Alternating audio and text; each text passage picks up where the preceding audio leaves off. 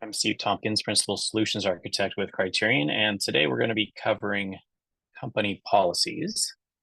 There's still people joining, and that's great. We want to remind everybody that we do have a chat and a Q&A available for you so that you can ask us questions or things like that. So please feel free to use those there. We are monitoring those. So if you have any questions, go ahead and use those. Let me go ahead and change my browser here to my screen.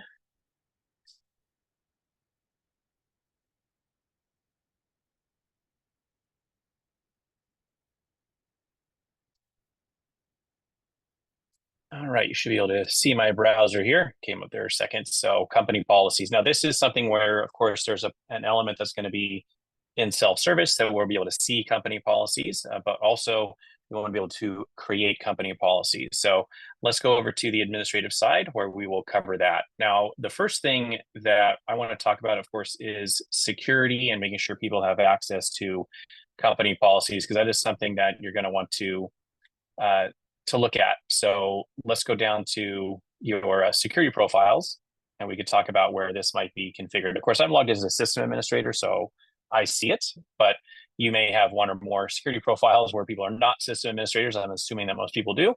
So I'll look at this one called employee. Now, yours, of course, probably going to be configured differently than mine. You don't need to worry about that.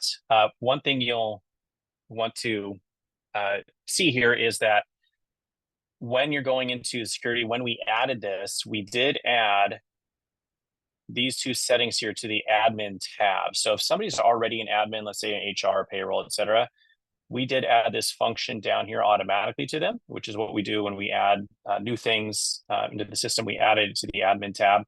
But maybe somebody should not be editing or viewing the company policies on the back end, on the administrative side. You'll want to remove these or at least check the boxes here to turn off, create, view, edit, etc. if you don't want those. So you can simply remove them or you can uncheck the boxes as necessary.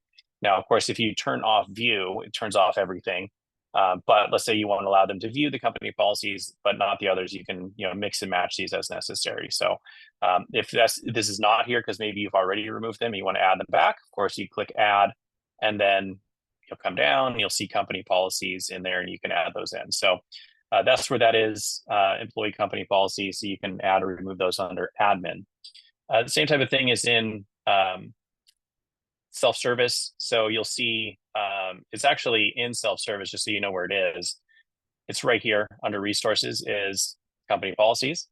So you'll see that, and then team company policies. So if you want to give access to those, that's going to be under self-service. So you'll be able to give access to those as well. I believe, if I am not mistaken, they have, it's called company policies and then team company policies right here. So you'll need to turn these on for any users. You want to be able to see that in self-service under this menu. So that's in there.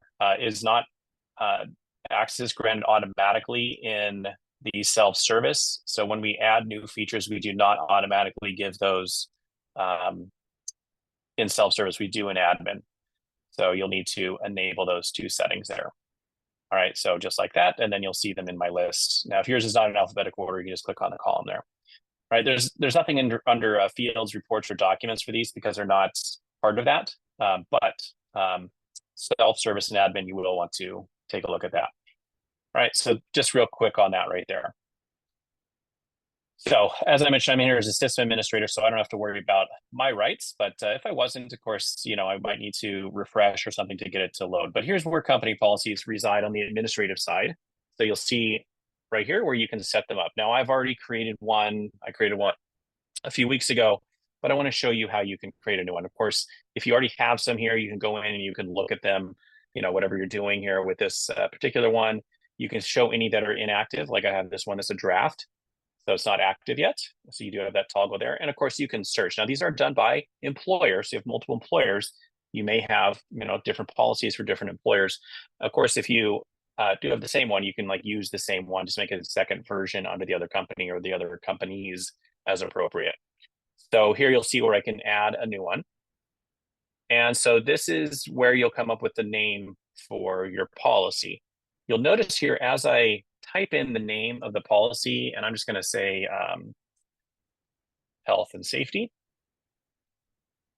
In fact, workplace health and safety, workplace health and safety. As I do this, you'll see here a couple of things. First off, the title goes up at the top. Also the code. The code, we take the name, we make it in all uppercase, and we add these underscores here for the spaces, which you can change this if you want to. It's just so that you don't forget to put a code in here, but this could be like, one, or maybe you've got a numbering scheme or something for your policies. You certainly can use that there if you like. The description here, maybe the name is descriptive enough, but if you want to put a brief, description here, you could do that and put down, whatever you might want to say about, the health and safety policy or whatever. You certainly could do something like that. Copy and paste. This is not a required field. You notice how it's not a required field, right? It put my name as the author because I'm the one creating it in here, but of course I could change this. If this was initiated, long ago by a certain person, you want to put that there, you could do that. So you could put their name there, or you just leave your name. You will notice that by default, it is active. If you don't want it to be active, you could certainly do that. You're certainly welcome to make it not active if you want to do that right there. But you can do that here. And we start off with a draft version of it. It doesn't start off immediately published. You'll have to publish it yourself. And now, of course, it's version 1 because I'm just creating it right now. Right here, I could tell the type of content. Now, maybe you already have something and you just want to copy and paste that in there. You could do that. So that would be text. And when I do that, you'll see here, I get this box where it will give me the controls and I can copy and paste in a policy that perhaps I've already written somewhere. Maybe it's in a Word document or something like that. I want to copy and paste it in there. You could do that, no problem. So, whatever you might be using for this, you can go ahead and paste that in there. So, let's say sample policy. And then, I can make it bold or underline it or whatever with these controls here. Of course, if you have links and so forth, you can do all that in there. Very easy to do that. Now, you also have the option, of course, you already have it in a Word or PDF. You can say that it's a upload. And then you can find that particular document somewhere on your computer, on the server somewhere, and you can load that into your thing here. So let's just say confidentiality. I don't have one named health and safety, but confidentiality agreement as an example. And that would be what is going to be shown to the person right there. If you already have it published somewhere, maybe you've got your internal website or something like that, and you want to use a URL for that, you can choose URL, and then you would put that URL right here. So, whatever it is, yourcompany.com/policy or whatever it is. All right, so that might be an example of a URL. Of course, you want to double check the URL is valid before you use this in here. So, might want to just copy it out of your address bar and paste it in there or something like that. All right, so that's how you would do that there. Employee groups. So these are the groups that this policy applies to. So these would need to be configured first. We do always have one employee group that's available by default, but you may have set up other ones before. If you're not familiar with employee groups, they're right here under HR admin. So you can create different groups in here. Maybe it's for a certain department or location or state or something like that. So you could make a group for that. I'm going to make it for all active employees because that makes it easy for me to demo, but you may have it broken down a little bit.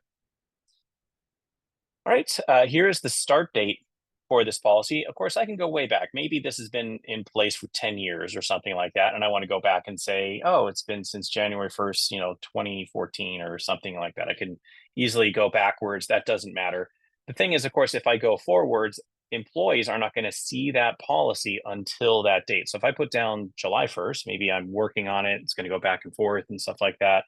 And it's not going to be ready to be actually enforced until that date. I can put down a future date in there if I want to. Right, the end date. So maybe the policy is going away. You're not just going to be iterating to a new version. You're going to replace it entirely because we do have version control in here. So if you want to make minor edits, you can do that and have the version control in there. But maybe you're completely replacing it. You could put an end date to it, in which case it will stop being active on that date. And the new policy the replacement or whatever you're going to be doing would go in effect maybe the next day or the same day or something like that. So that's what this is for. You'll notice how this is not required. I can leave it blank if I need to. Right. Let me just show one little thing here under text. We do have this option here to generate a policy. So this will use the name of the policy and the description to generate a policy. Now, mine is showing a code of conduct policy here, but it does mention workplace health and safety in here. So you may need to edit this, of course, to your policy and what you want it to look like. But when I do that, it does generate a policy based off that information. So you can see how this is working here. You might need to remove some of this stuff. We're using Gen AI for this. So you might need to like clean some of that stuff up on there. You don't need that there. Perhaps you want to make this, instead of having the stars, you want it bold or something like that. You can, go like that or whatever. It's up to you on what you do here. Like I said, if you paste your own thing in here, you might need to do some cleanup of the text or something like that. Of course, this is just text at the end of the day, so I can type whatever I want and replace what's in there with whatever I want, right? So very easy to do that right there. And then, of course, you'll notice right here, I have a cancel if I don't want to save my changes. I just want to bail out of here. I can save a draft or I can save and publish. So if I'm ready, if I don't need to review this and make any edits, I can publish it right away. If I just hit save draft as an example, oh my, that's weird. I just said the keyword. Oh, you know what? I uploaded a file and then I failed out. Let me do that again. Health and safety, not include a file this time. I'll let our team know about that one there. And generate it. All right.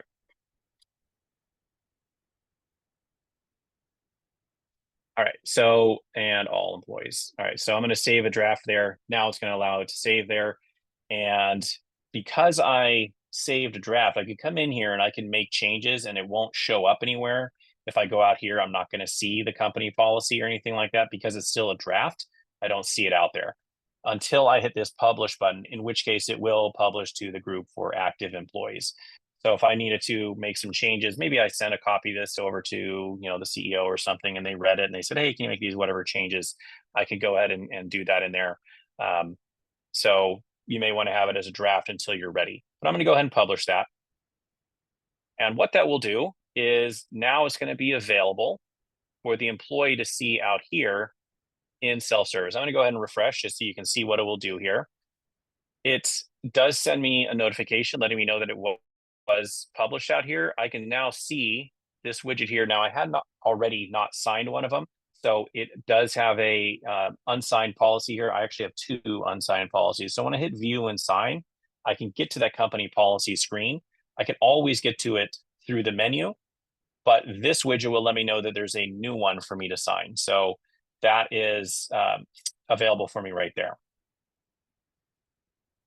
Okay, so you'll see that here. Now I have this other one I haven't signed. It says it's not acknowledged. This one I have acknowledged. If I want to go back and read it, I can certainly look at this other one I've got out here.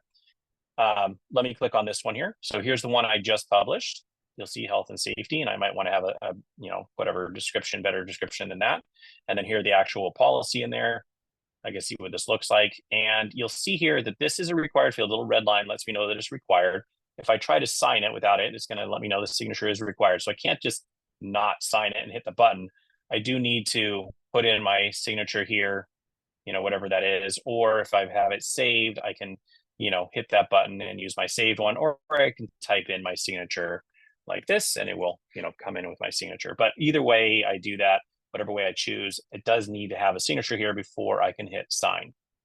All right, so once I hit sign, now it is showing here that it's signed. If I went back to the home screen, it's going to show that I have one unsigned policy because I still have that one outstanding out there. So I've got this one right here. All right, and then you'll see it right there, and I can just hit sign that one. Okay, so that's very easy to sign that. Now, there's a couple things you can do with policies. So one is you might make changes to it, and the other is you might want to use it in onboarding. So we're going to talk about those. And you'll see what happens here. So here you'll actually notice one already has a version. I'm going to go into the one I just created. I'm going to make a change. I noticed something on there after I've already published it, and I want to make a change in there to whatever reason. Maybe I don't want this in here because I don't need that. I can, clear that out. And now I can save or save and publish this new version of it now that I've made a change to it. So I could change whatever I want. So if I want to change this to say workplace health and safety or something like that, or I want to completely change the text, certainly welcome to do that. Here you'll see I can save a draft, or I can have it as a draft there. You'll notice that right there. And then I can publish out this one. All right, so here I can also view the history. This will take me back if I want to look at the old one, or I can restore it. So if I've made some changes and I don't really like them, or I showed it to my boss and they say, oh, you really need to make some changes, I can restore back to my original and then get back to that version if I want to. So I do have this version control where I can look at older versions and load them if I want to, or just view them out there.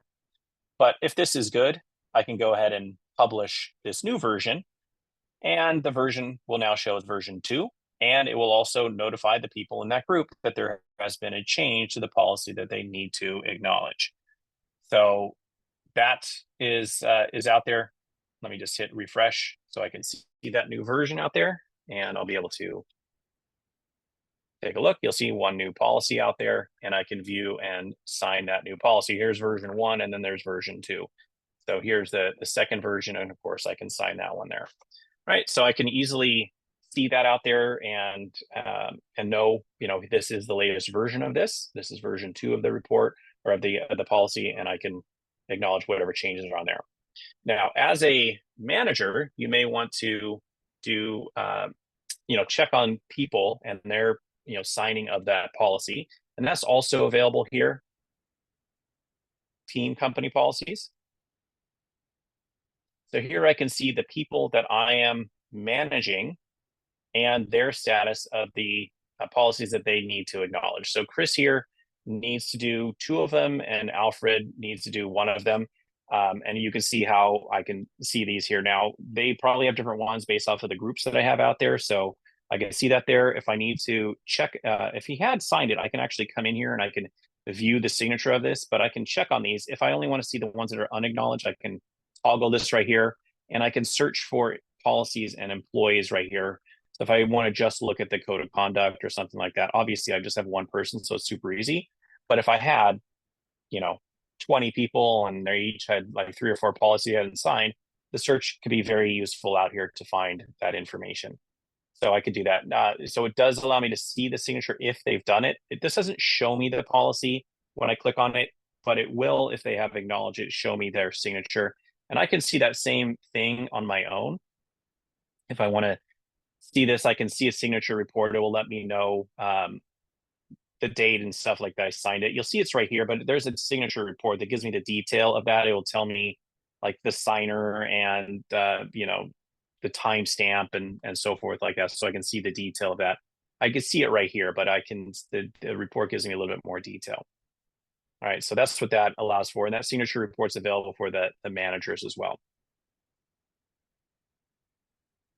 Let's also look at adding the company policies to onboarding, because that's probably where most people are going to sign is when they become new employees. Of course, things change over time, so that might be something where you have the version controls, but onboarding is where you're going to add company policies that maybe are new and you want to put it for the new employees to do.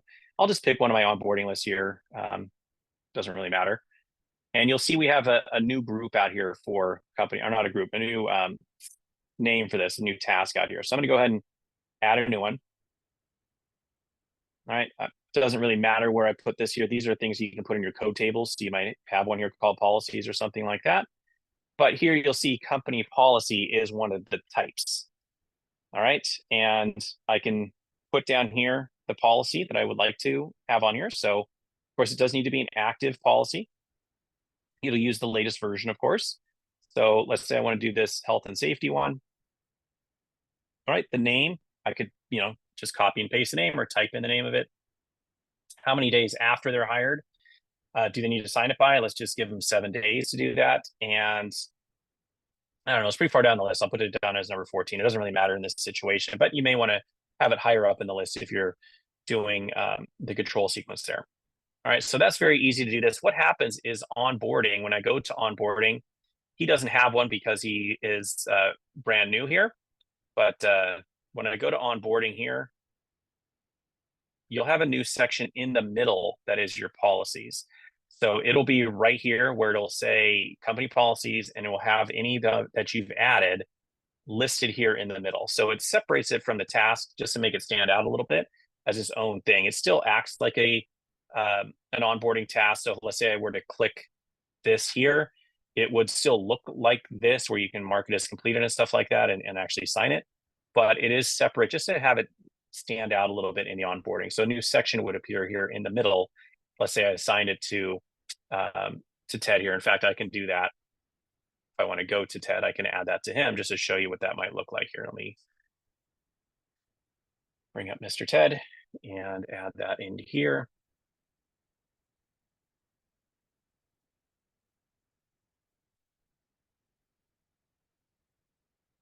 So same idea of adding that company policy to the onboarding list. I can add it here. He's already done that one. Looks like, well, it doesn't matter. I'll do that one anyways, health and safety. And just so you can see what it looks like, it's 531 and number 10. I don't know.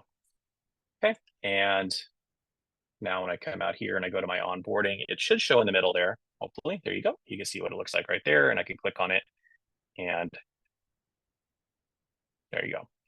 So that's what it would look like in the middle there, your company policy, adding that to somebody just to make it stand out a little bit. Now, of course, you may have already had documents out there that they've signed. Like this is an actual document that I used to use versus before we added the company policies. So you may need to do a little bit of a transition of your old way of doing it. Of course, you can continue doing it that way. If you do have forms and you want them to sign it, that's okay too.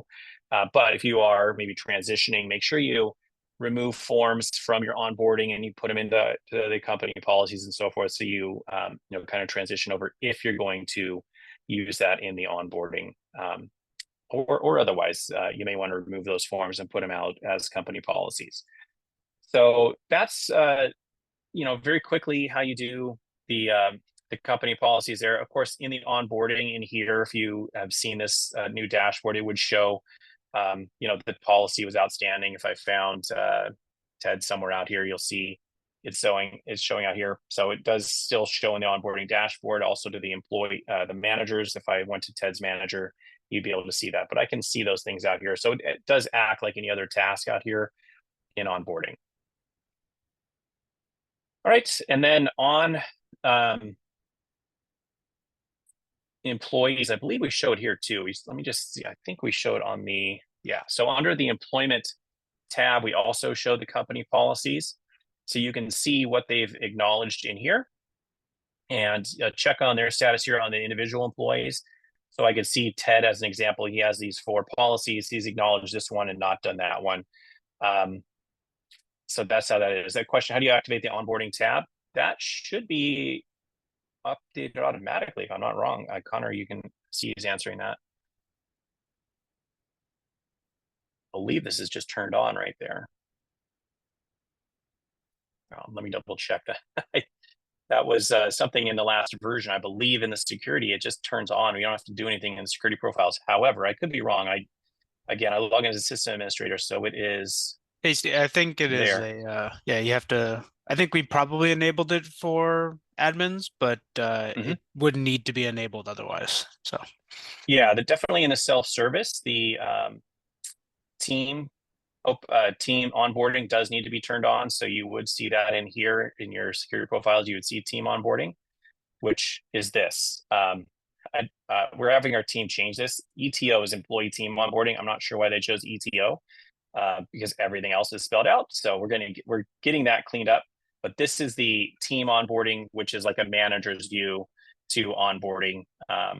So they can see that there. So that is turning it on for them.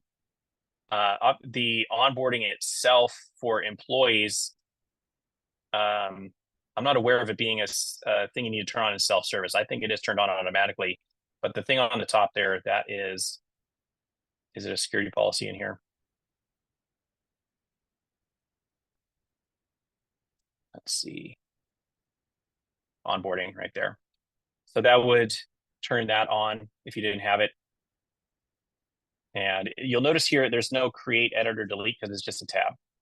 So yeah, good question there on that one, how to enable that icon if you don't have it. It is under HR only, it doesn't show under payroll. So you do need to see that under HR, but that's where that came from. So another question, is there a report to show who has not signed the policy? I don't believe we have a report currently. That'd be a good idea if you don't have one out there, but let me just check.